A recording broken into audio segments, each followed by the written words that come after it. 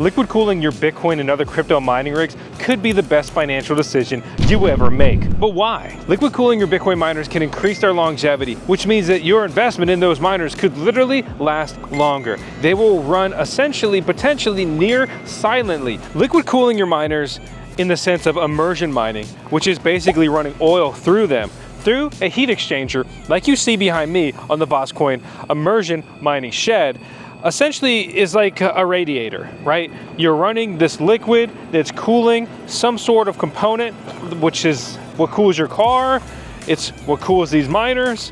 It exchanges air through these coils and cools the liquid, which running cool liquid over hot miners cools the mining rigs. Speaking of mining, I may be building my own mining farm, but if you don't feel like doing that, check out Revolution Mining, where you can buy miners with them and they will run them for you. Link out in the video description below. And thanks to them for making today's video possible. This is a 1-year update on the most industrial immersion mining setup that you could deploy at your house on a medium or even large sized Bitcoin mining farm. This is the 1-year update to these monolithic behemoths.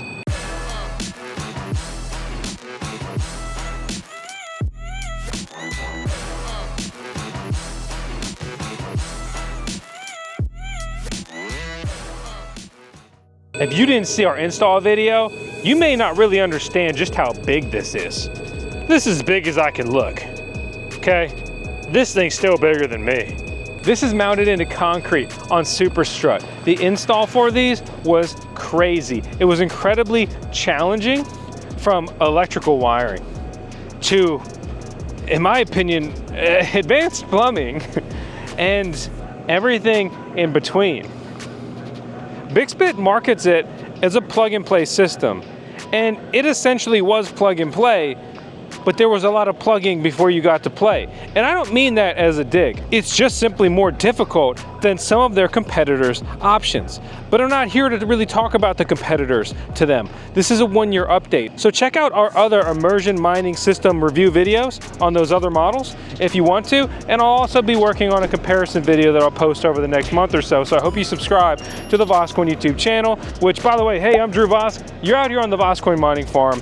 I'm chasing financial freedom, passive income dreams, and I work through all this stuff like an open book. It's essentially open sourced mining, if you will.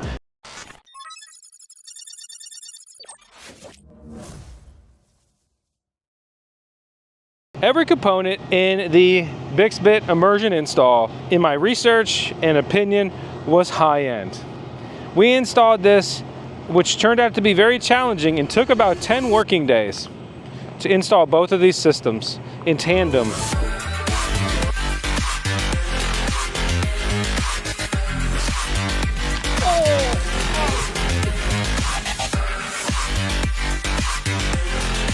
This was good. We made some mistakes, we had to do some things differently. The VFD, which is a variable fan drive, which is normally only reserved for 3-phase mining installs, makes this unit incredibly capable. Okay, let me hit you with some data. The BiXBiT immersion mining system has been cooler and more efficient than all of its competitors, even though, due to an issue we have in both of our immersion systems, where we cannot maintain the recommended pressure through the lines, it still is the highest performing when it comes to the best efficiency, the least amount of energy used here, in conjunction with maintaining the lowest temperature for the mining rigs. There has not been a single miner that has failed in those tanks. We have 9 miners in those tanks. That's a variable thing here, right? That could be RNG, but the point is that there's one other specific system that has killed multiple mining units, and it runs hotter, and I think that's why. And let's round out what equipment I'm running in here. I've got a couple Cadena miners in the 3-miner unit, and then also a Bitcoin miner in there. They had technically designed and wired and built that to only run 2 miners, but I underclocked a Bitcoin miner and snuck it in there, and it still works within the power tolerances.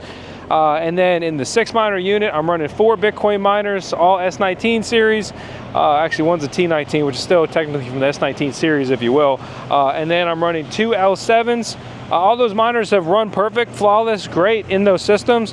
When it comes to the actual immersion distribution flow design in the tubs, the cells, I think they would really benefit from a flow plate. Put a perforated base on the bottom. You can see like here, like that's how some of the competitor models are doing it now. And it should just lead to more uniform cooling in the units, no hot and cold spots, hopefully. And then also, you don't want too much pressure shooting at certain pieces of this actual electronic hardware. So that's another concern, but so far it's worked. It's been fine. It's been good enough. No failures, no bad chips, no bad hash boards. There hasn't been a single component failure in this mix. So while it may not be a perfect design, it's absolutely working.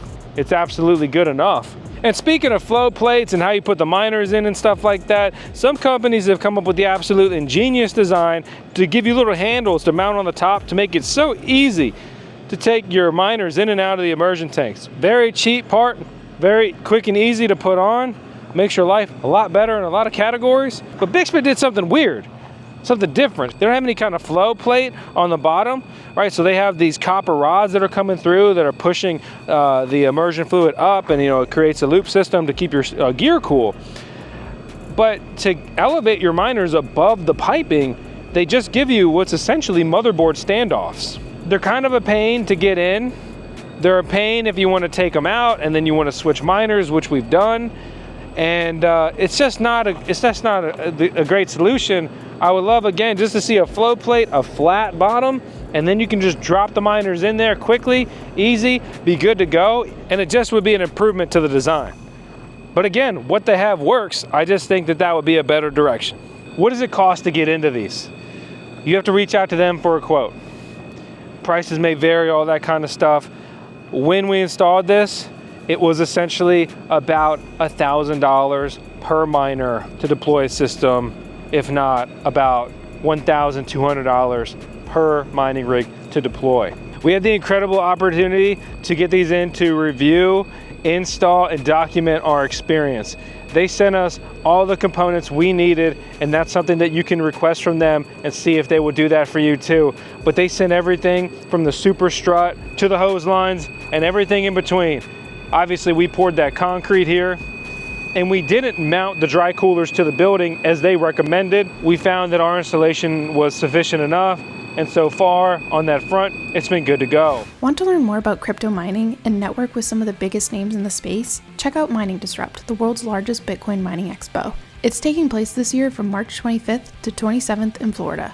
We're a media partner with them, and our subscribers can get 20% off tickets now using code VoskCoin. If you do get a BiXBiT system, make sure you get some pipe wrenches. You will need them because the plumbing array is extravagant. And you also want to either have your electrician on hand, become a novice to intermediate level electrician. One of the really nice things about their systems is all of the power cables are run internally in these systems. The Ethernets are already ran there inside. It really is plug and play once you get to the actual immersion mining tub. Even the electrical cabinets that are supplied. I mean, this is high end. Like if you're wiring a mining farm at scale, these are the components you use.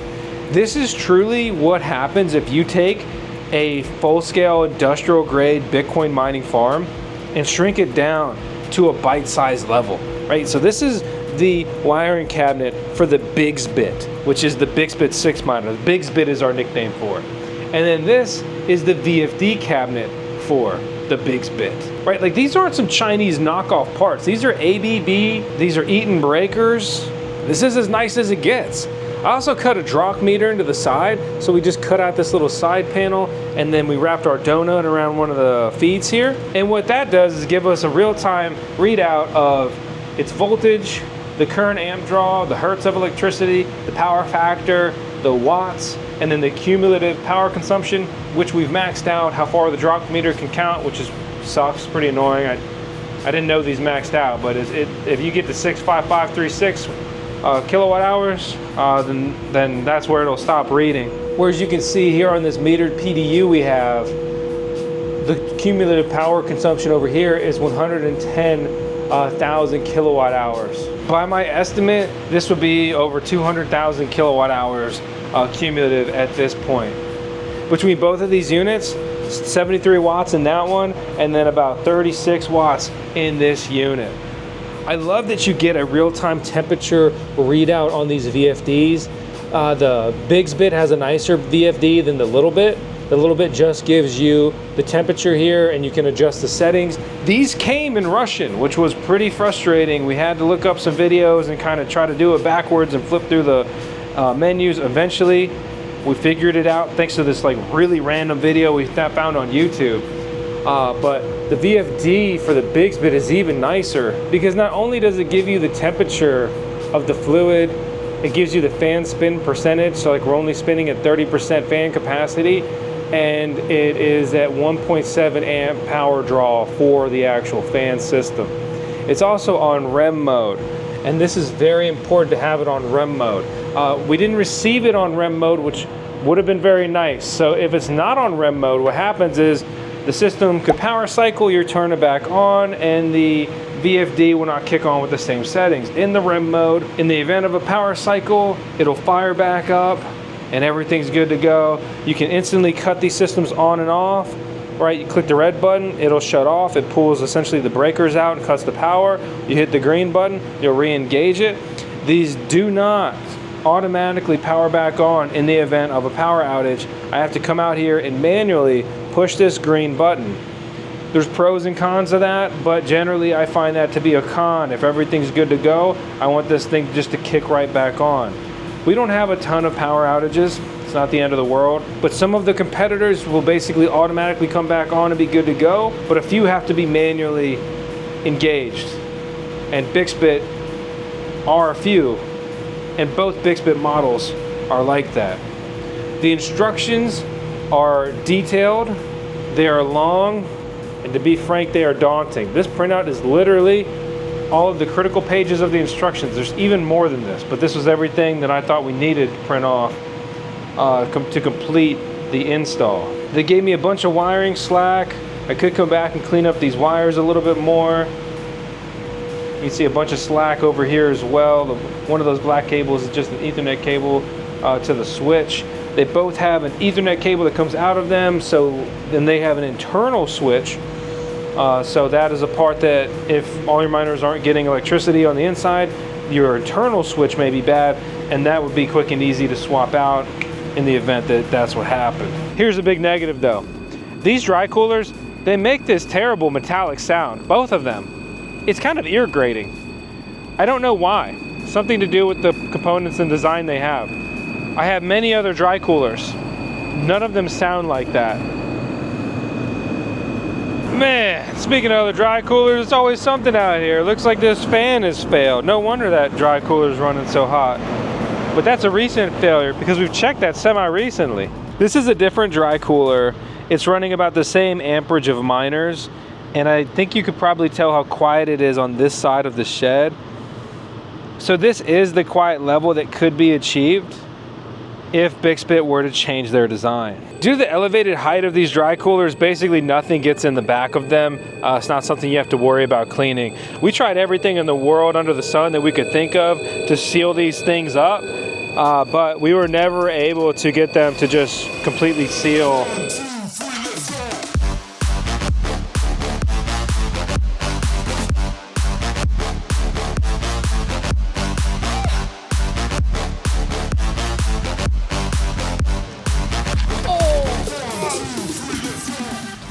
You may think that this hose cover looks pretty torn up. For whatever reason, shortly after the install, squirrels loved to just climb it. They also loved to pick at this corner of the concrete. It's as if their favorite acorn was in it. I'll be honest, I got really frustrated in the BiXBiT Immersion system installs. It was very challenging. Again, it took us 10 working days to work through both units. I think that it would take you a full weekend if you followed along with our videos. And I hope some things have been improved since our process, because I think we really documented some of the pain points in that system install. And honestly, I've been impressed with the long-term performance of the BiXBiT immersion mining systems. I think that the #1 place that these could be improved if they wanted to remain with the industrial grade components is they need to just weld these connections on the dry cooler. If these connections where the hoses go into the dry cooler were welded, we could just use a gasket and then make a connection there on the outside, and then it would be good to go, right? But their design has a flaw, in at least our experience, and we could just never get them to seal right. No matter what we did, no matter what they told us to do, and we tried to do it, we just couldn't get it to seal right. If you're looking for a challenge, and you're loving the journey of mining, and you're loving the process, and you want to learn more skills, you want to be challenged on the electrical front, you want to be challenged on the plumbing front, BiXBiT is the boss battle of immersion mining system installs. It's also a dual loop system. So you could run this easily. You could do it with a single loop too, but a dual loop makes it a lot easier, right? So the dual loop means that the immersion fluid only stays in the actual immersion mining enclosure they call their cells. And then they run a mixture of water and coolant, right? Because I have freezing temperature, so it can't just be straight water. That's the fluid that's actually running through the dry coolers. And so that's being cooled, and then that's running against the heat exchanger in the actual cell and cooling the immersion fluid. So the immersion fluid just kind of flows in its loop in the tub, like a little waterfall system, and cools. Because it's being cooled like almost indirectly with the adjacent coolant that is actively being cooled by the dry cooler. But a dual loop system is ideal if you want to reuse your heat right in your home, if you want to reuse your heat for a pool. It's a better system, and it gives you more flexibility. It's just really preferred on that front without talking all day about it. If BiXBiT has or would update their connections to the dry coolers, I would be interested in more of these units.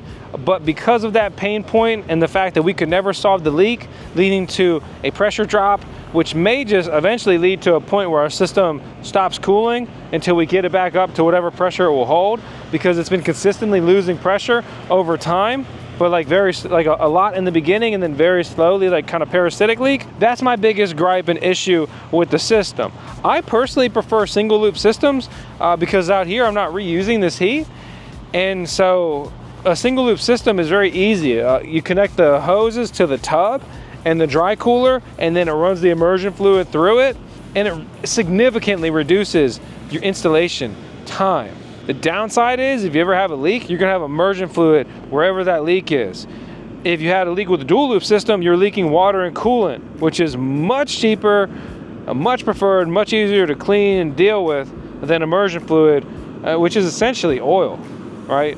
Immersion fluid is basically dielectric oil, a non-conductive oil, a clear grade oil that is running through all the equipment. So that's the VoskCoin 1-year update review. We've had this system running right now about 14 months. This is technically a 14-month review. A year and some change there. The system has been good. I've honestly been impressed with it. I was frustrated and very heavily challenged in a way, albeit a bit unexpected. But the BiXBiT immersion mining systems have been good to go, not even maintaining half of their recommended pressure. Right, that's 2 bars.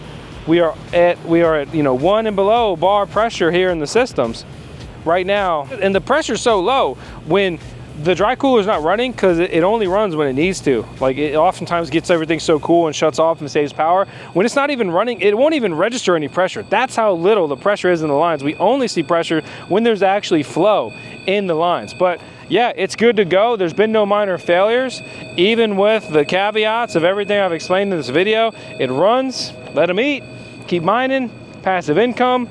And as always, do your own research and grab whatever system you want to grab. But I'm happy that this is still running, and I'm going to let it run, and forever till it fails. A lot of these components and parts in this system, are something I could just order out of a plumbing, electrical catalog. They're not brand specific. It's definitely field serviceable, and that really needs to happen considering that this is a European company, and I'm here in the US of A. So that's where my head's at. That's my breakdown. That's my 2 cents. And this is 10 seconds of Tails, our super cutie pup, our CLCO.